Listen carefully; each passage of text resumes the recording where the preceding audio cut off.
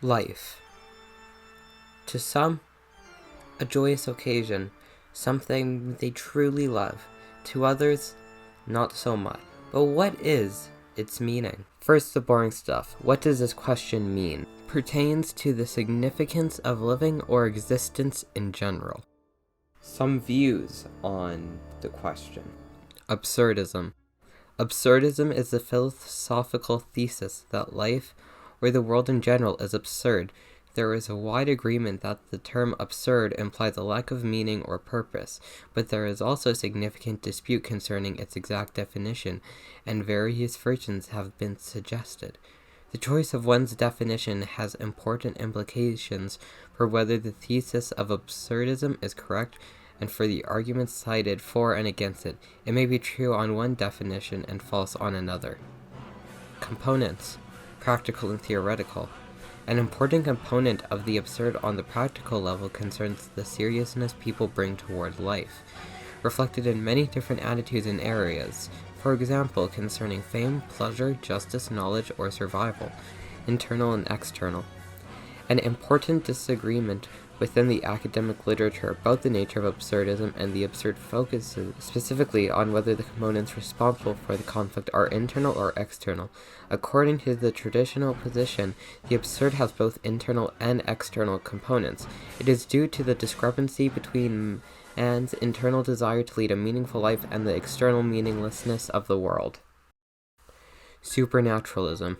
Supernaturalism is the belief that there is a reality or realm beyond our understanding that is the basis for any meaning of life.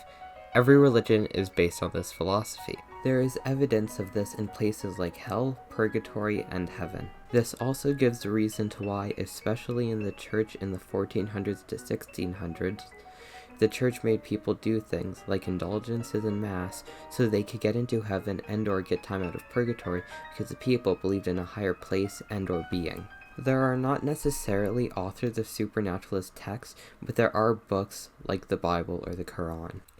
Objective naturalism. Objective naturalism, like subjective naturalism,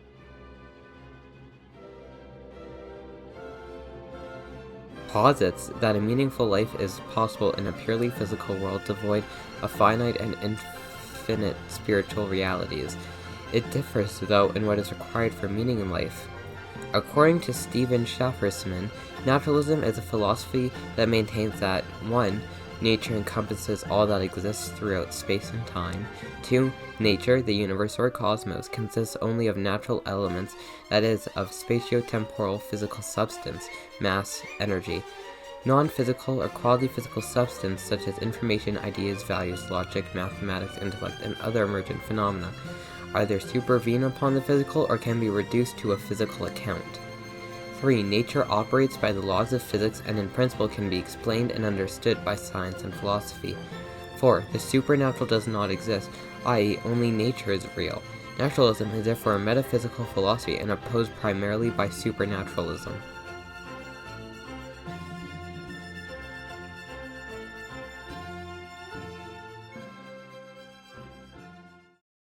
Nihilism is a philosophy or family of views within philosophy that rejects generally accepted or fundamental aspects of human existence, such as objective truth, knowledge, morality, values, or meaning. The term was popularized by Ivan Turgenev, who made use of it in his novel Fathers and Sons. Another aspect of nihilism is the, in a way, denial of cosmic entities such as God, such as when Nietzsche said God is dead. Hedonism. Hedonism is the belief that pleasure or the absence of pain is the most important principle in determining the morality of a potential course of action. Pleasure can be things like intercourse, drugs, and rock and roll, but it can also include any intrinsically valuable experience like reading a good book. An example of hedonism would be, since I like to look at Habsburg chins, then I believe that the meaning of life is looking at Habsburg chins. And how can you not look at them? I mean, have you seen those chins?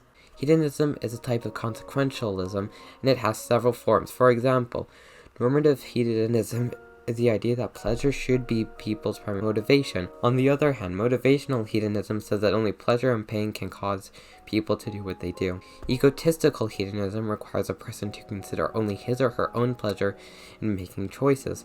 Conversely, altruistic hedonism says that the creation of pleasure for all people is the best way to measure if an action is ethical. Regardless of the type of hedonism, critics fault it as a guide for morality because hedonism ignores all other values such as freedom or fairness when evaluating right and wrong. John Stuart Mill is an author who wrote about utilitarianism, which could fall under hedonism.